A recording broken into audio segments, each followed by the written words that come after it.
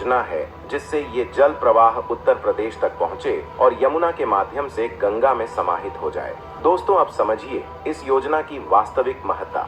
जो पानी अब तक पाकिस्तान की धरती को हरा भरा करता था, वो जल अब भारत के भीतर जम्मू कश्मीर, पंजाब, हिमाचल प्रदेश, हरियाणा, राजस्थान और उत्तर प्रदेश, इन सभी राज्यों के करोड़ों किसानों के खेतों की प्यास बुझाएगा। पीने का पानी मिलेगा, सिंचाई को विस्तार मिलेगा और जो जल इससे भी बच जाएगा वो दुश्मन के देश में नहीं जाएगा बल्कि मां गंगा के चरणों में समर्पित होगा। ये सिर्फ पानी रोकने की रणनीति नहीं है, ये भारत का वो मास्टर स्ट्रोक है जिसमें एक तीर से कई निशाने साधे जा रहे हैं। पाकिस्तान पर दबाव, अपने किसानों को संजीवनी और पर्यावरण का रक्षण। लेकिन कहानी यहीं खत्म नहीं होती। असली युद्ध तो अब शुरू होता है ऊर्जा के क्षेत्र में। दोस्तों, सिंधु, झेलम और चिनाब जैसी शक्तिशाली हिमालयी नदियां सिर्फ जल नहीं बहाती, ये ऊर्जा का बहाव करती है। जब ये नदियां पर्वतों से नीचे उतरती हैं तो इनकी रफ्तार में वो ताकत होती है जो भारत को ऊर्जा महाशक्ति बना सकती है।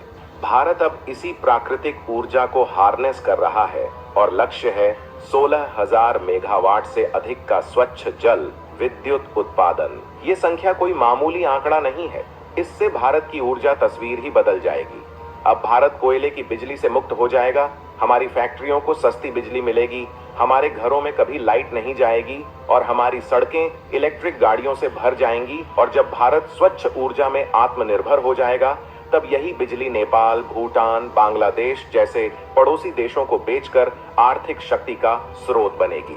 अब आते हैं असली एक्शन प्लान पर। कैसे ये 16,000 मेगावाट बिजली पैदा की जाएगी? कौन से वो बांध हैं जो पाकिस्तान की नींव हिलाने वाले हैं? सबसे पहला नाम है Ratle hydro electric project. Chenab नदी पर बन रहा 850 मेगावाट की ये महायोजना जो अकेले जम्मू कश्मीर की बिजली जरूरत को आधे से अधिक पूरा कर सकती है। फिर आता है किरू प्रोजेक्ट, 624 मेगावाट की ऊर्जा के साथ ये भी चिनाब का बहाव भारत के नियंत्रण में लाएगा। फिर है क्वार प्रोजेक्ट, किश्तवाड़ जिले में बन रहा 580 मेगावाट का ये विद्युत प्रकल्प उस पूरे क्षेत्र की आर्थिक तस्वीर ही बदल देगा। और सबसे बड़ा project Pakaldul hydro electric project, 1000 megawatt का ये गगनचुंबी बांध जिसका जलाशय इतना बड़ा होगा कि चिनाब नदी का एक बड़ा हिस्सा इस विशाल जल भंडार में समा जाएगा। अब चिनाब की चाबी भारत के हाथों में होगी। जब भारत चाहेगा तब पानी छोड़ेगा और जब चाहेगा रोक लेगा। इन चारों प्रोजेक्ट से भारत एक साथ 3000 मेगावाट बिजली पैदा करेगा और ये तो बस शुरुआत है। इसके अलावा कई दर्जनों छोटे बड़े प्रोजेक्ट्स सिंधु, झेलम और उनकी सहायक नदियों पर पाइपलाइन में है। जब ये सब पूरा होंगे तब 16,000 मेगावाट का वो सपना जो कभी असंभव कहा जाता था साकार हो जाएगा। लेकिन दोस्तों, ये बिजली निर्माण की योजना मात्र नहीं है, ये है जल पर अधिकार की योजना, ये है दुश्मन पर नियंत्रण की योजना। अब भारत जब चाहेगा सिंचाई के लिए पानी देगा, जब चाहेगा उसे रोकेगा। और यही वो सामरिक पथ है जिसकी पाकिस्तान ने कभी कल्पना भी नहीं की थी। दोस्तों, ये नया भारत है जो विकास के नाम पर दुश्मन को परास्त करता है, जो अपनी मिट्टी को सींचते हुए दुश्मन की जड़ें सुखा देता है और जो ये साबित कर चुका है कि अब दुनिया के नक्शे पर सिर्फ भूगोल नहीं बदलेगा, इतिहास भी बदलेगा। दोस्तों, जब तक भारत ने संयम की भाषा बोली, दुनिया ने हमें शांति प्रिय देश कहा। लेकिन जब दुश्मन हमारे संयम को हमारी कमजोरी समझने लगा, तब भारत ने वो भाषा चुनी जो दुश्मनों की समझ में प्रलय बनकर उतरती है। दशकों से भारत सिंधु जल संधि का सम्मान करते हुए अपने ही अधिकार का जल पाकिस्तान को देता रहा। वही जल जो हमारे हिमालय से निकलकर हमारे जम्मू कश्मीर की जमीन को जीवन देता है। भारत ने दरियादिली दिखाते हुए उसे पाकिस्तान की धरती तक बहने दिया। लेकिन अब दोस्तों, समय बदल चुका है और भारत भी। अब वो भारत सामने आ चुका है जो अपने हक के लिए और दुश्मनों को धूल में मिलाने के लिए दुनिया से टकराने का दम रखता है। सिंधु, झेलम और चेनाब, ये नदियां भारत की आत्मा है। लेकिन जब इनकी धार पाकिस्तान की साजिशों को सींचने लगे तो उस धार को भारत के खेतों की ओर मोड़ना ही पड़ेगा। और मोदी सरकार ने एक ऐसा ही ऐतिहासिक निर्णय लिया है जिसकी कल्पना तक पाकिस्तान ने नहीं की होगी। भारत अब अपने हक के हर एक कतरे को रोकेगा और अपने लोगों के लिए इस्तेमाल करेगा। ये सिर्फ कोई राजनीतिक ऐलान नहीं है, ये एक रणनीतिक ब्रह्मास्त्र है। पाकिस्तान को आर्थिक, सामाजिक और भू राजनीतिक मोर्चों पर निचोड़ने का संकल्प। दोस्तों, भारत के इस निर्णय ने पाकिस्तान को सिर्फ हैरान ही नहीं किया है, बल्कि उसे बेचैनी की नींद में भी धकेल दिया। भारत ने जैसे ही अपने इरादे जाहिर किए, पाकिस्तान की सरकार से लेकर उसकी मीडिया तक बौखला गई। अंतर्राष्ट्रीय मंचों पर दौड़ लगने लगी।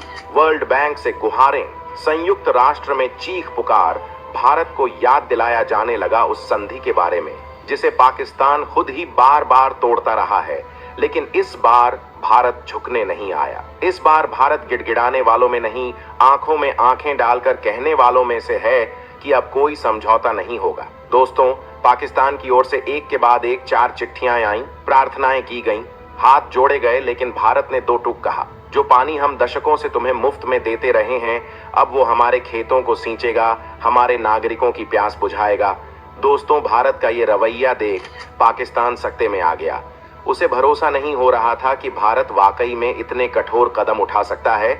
और सिर्फ पाकिस्तान ही नहीं, दुनिया के बड़े बड़े रणनीतिकार भी कहने लगे कि भारत ऐसा कर ही नहीं सकता है। दलील दी गई कि इतनी बड़ी नदियों का रुख मोड़ना असंभव है। इसके लिए हजारों किलोमीटर लंबी नहरें, पहाड़ों को काटकर बनाई गई सुरंगें और अकल्पनीय धन की आवश्यकता होगी। पश्चिमी मीडिया ने इसे चुनावी स्टंट बताया और कहा गया कि मोदी सरकार अपने देशवासियों को बस एक सपना दिखा रही है, लेकिन वो भूल गए थे कि नया भारत सपने नहीं दिखाता, वो सपनों को धरातल पर उतारता है। जिन्होंने कहा था कि भारत में इतनी इंजीनियरिंग ताकत नहीं है, उन सबको करारा जवाब मिल चुका है।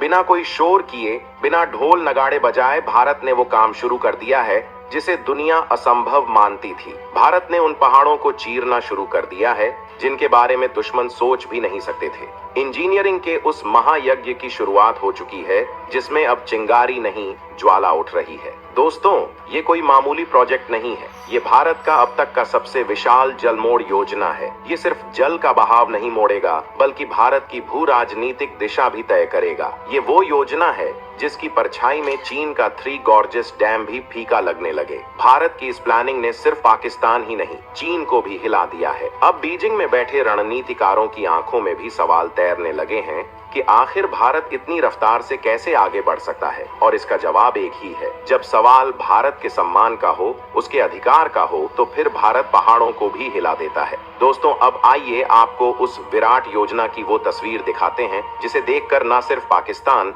बल्कि दुनिया भर के रणनीतिकार स्तब्ध रह गए हैं। भारत ने सिर्फ एक नदी का रास्ता नहीं मोड़ा है, बल्कि एक नया भूगोल रच दिया है। सबसे पहले लद्दाख से निकलने वाली सिंधु नदी के प्रवाह को नियंत्रित किया जा रहा है और फिर इस जलधारा को सुरंगों और विशाल नहरों के जरिए रावी और ब्यास से जोड़ा जा रहा है। ये नदियां सतलुज में मिलती हैं और इस प्रकार पूरा जल प्रवाह सतलुज के रास्ते पंजाब के हरिके बैराज तक लाया जा रहा है। लेकिन ध्यान रहे, ये कोई सामान्य निर्माण कार्य नहीं है। इसके लिए पहाड़ों को काटकर 12 से अधिक अति विशाल सुरंगें बनाई जा रही हैं, जो कई कई किलोमीटर लंबी हैं और नदी की धाराओं को जोड़ने वाली भूमिगत जल मार्ग बन रही हैं। पर असली धमाका तो तब होता है जब ये जल राशि हरिके बैराज पर इकट्ठा होती है। यहाँ से एक नई नहर लगभग 200 किलोमीटर लंबी तैयार की जा रही है, जो भारत के सूखाग्रस्त क्षेत्रों के लिए अमृत बन जाएगी।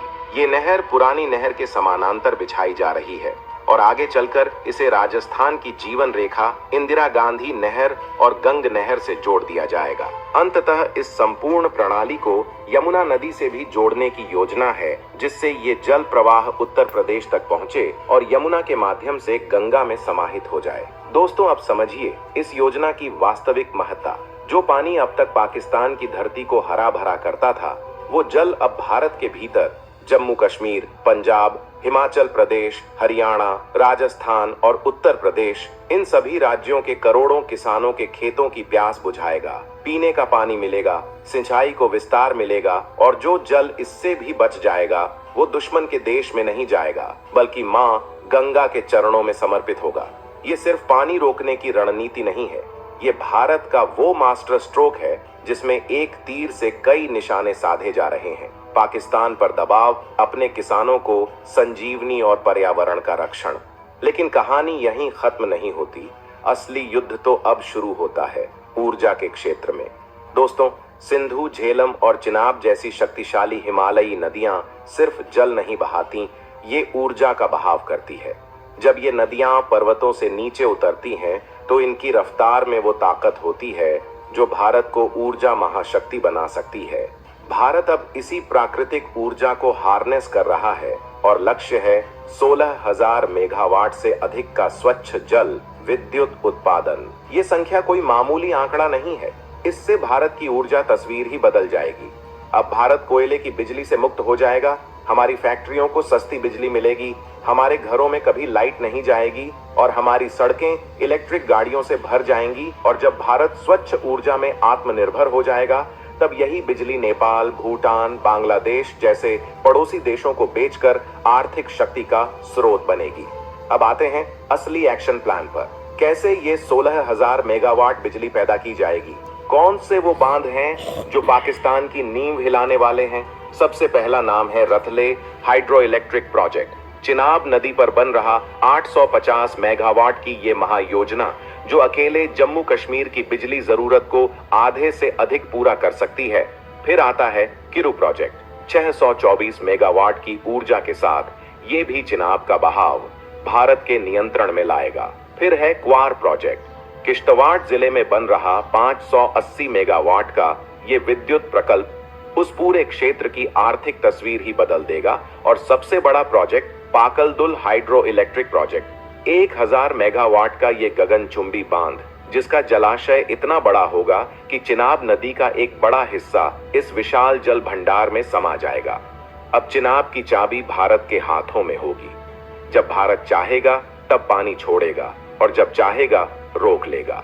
इन चारों प्रोजेक्ट से भारत एक साथ 3000 मेगावाट बिजली पैदा करेगा और ये तो बस शुरुआत है। इसके अलावा कई दर्जनों छोटे बड़े प्रोजेक्ट्स सिंधु, झेलम और उनकी सहायक नदियों पर पाइपलाइन में है।